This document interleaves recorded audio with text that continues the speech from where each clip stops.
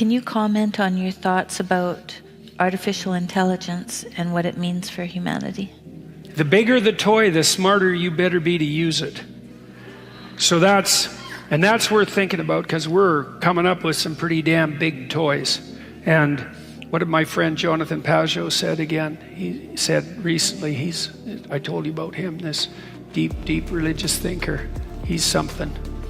He said, we're going to see giants walk the earth again. And you think, well, what does that mean? It's like, well, we're already androids, already. When you're on Twitter, you're an android. Well, why? Well, there are lots of trolls on Twitter. Sometimes I'm one of them, by the way. But I'm not an anonymous troll. So I take my lumps, let's say. Well, I started calling the trolls troll demons. And I had a reason for that. And the reason is, maybe you're some resentful character who's a coward and you're Machiavellian and narcissistic and psychopathic and sadistic, because that's actually the hallmarks of anonymous trolls, and that's been studied very well by people who study the so-called dark tetrad of personality traits. I interviewed this guy, Del Paulus, who's the head researcher among the dark tetrad research group, and that'll be coming out right away. And it's clearly the case that the anonymous denigrating trolls are psychopathic, Machiavellian, narcissistic sadists, and maybe not right to the clinical point, but enough so that you can detect it using the proper psychometric measurement instruments. And so you think you got this resentful, underground character who's carping away on Twitter, trying to do nothing but cause trouble, who's also anonymous, and he's bitter, and he wants to hurt people, and he likes to hurt people, which is what lulz means, right? I'm doing it for the lulz, means I'm doing it because I positively delight in the production of human misery. And you think, if you just met that guy, you wouldn't give him a half a second of your time. In fact, you wouldn't even meet him, because he's cowering in his mother's basement covered with Cheeto dust under the covers, and he's just, there's nothing to him at all except bitterness and spite. But now you multiply him 10 million times and you make him electronic. And that's an android. And that's what happens every time he posts something on Twitter. He's already a human-machine hybrid, and he's a human, super intelligent, connected machine hybrid. And so that means all his pathology is multiplied immensely by our technological might. And I've thought recently that virtualization enables psychopathy.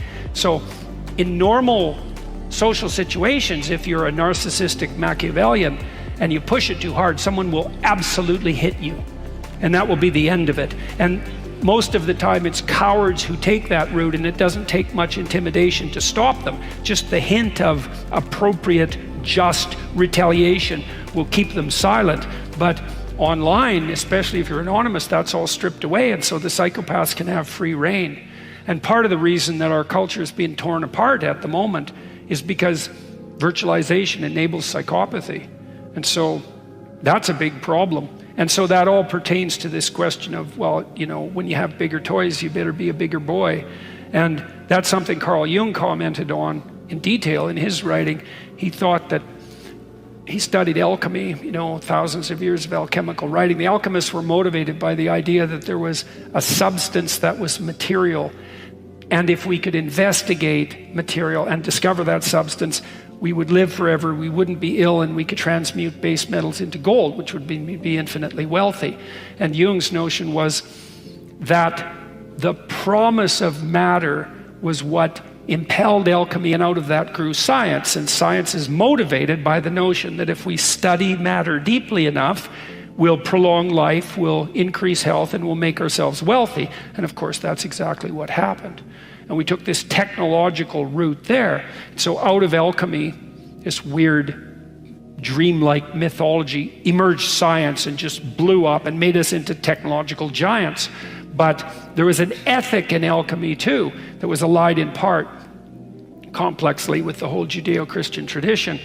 There was an ethic, and it didn't expand at the same rate. And so now we're primitive children on the ethical front with the tools of gods.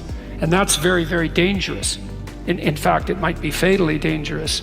And so one of the things that Jung attempted to do in his work was to help people understand that it was necessary for us to take on an ethical responsibility that was commensurate with our technological power, and that would require something like the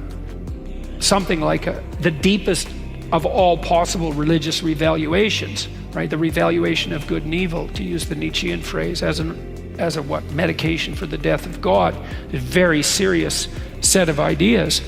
And you think we're powerful now, man, you wait till the AI giant starts to stroll around the earth, and that's coming. Like, you will absolutely see that in your lifetime. You'll probably see it in the next 2 or 3 years, because that technology is moving so quickly that even those who are on top of it can't keep up. So, and I would say we better get our act together, because we could make this world quite the heavenly place, but there's a lot more pathways to hell than there are to heaven. And you know, by the time World War II hit, we were pretty damn technologically powerful. We could take out a lot of the world in a very short period of time, but that was nothing compared to what we can do now. So we're really at a crossroads. We could have everything we could dream of if we were careful, but we could have a nightmare beyond contemplation if we're not. And so I would say this is all on you, right? Because also, as we become technologically more powerful, every single individual becomes more powerful. And that means the corruption of the individual starts to become more and more a world destabilizing force. Well, obviously, right? Because look how connected you are. So how could it be otherwise? Right? Because that connection means your power is multiplied. Obviously, that's what it means. And that means your sins are multiplied. Really? Now, we already know the people who study totalitarian states with any degree of depth figured out 40 years ago that a totalitarian state can only thrive if every single person in the state lies. Solzhenitsyn claim was one man who stops lying can bring down a tyranny, which he did, by the way. Now, not alone, you know, Reagan had something to do with that, so did the Pope at that time, and a variety of other people as well, but they were the 3 cardinal individuals. And so, you know, you look out there in the world and you see the giants marching towards you, and you think, well, what can I do? And the answer is, bloody well, get your act together, because here it comes, boys and girls, and you better be prepared. So, you know, and also, not just for your own sake, but for the sake of everyone. What did Dostoevsky say? Everyone is responsible not only for what they do, but for what everyone else does. And that's an insane thing to say, but Dostoevsky was an insane genius, and with heavy emphasis on the genius. And it's very weird to understand that the world might be constituted so that everything that you do matters so much that it also affects everything everyone else does, but that is how the world's constituted, and that's a hell of a burden to take on, and a very frightening realization. You know, it's enough to make you psychotic if it comes upon you unawares. You know, people who become manic, they get some sense of the potential of their reach, but it comes upon them involuntarily and it just destroys them. It's just, they're too close to God. That's a good way of thinking about it. They've flown too close to the sun.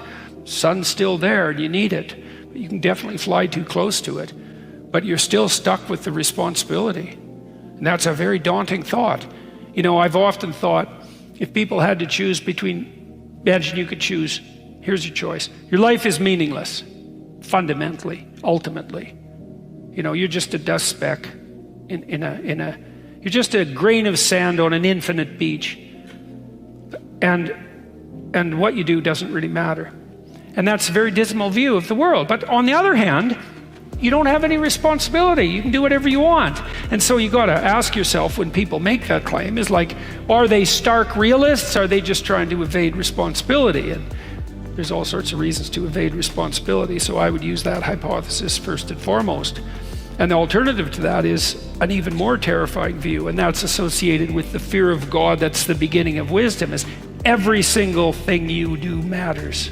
It echoes and spreads. Every word you say constitutes reality.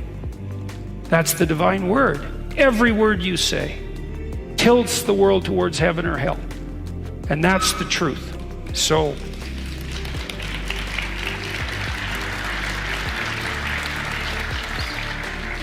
be careful what you say, right? Because you're bringing the world into being from the realm of unformed possibility. And you're making a decision whether that's a tilt towards heaven or a tilt towards hell. And really, that's what you're doing. So, someone's excited about that. Hopefully someone who's aiming upward. Thanks for watching. If you enjoyed this conversation with Jordan Peterson on the dangers of artificial intelligence, please give it a thumbs up and share it with others. Don't forget to subscribe for more amazing content. If you have any suggestions for future videos, we'd love to hear those too. See you in the next video.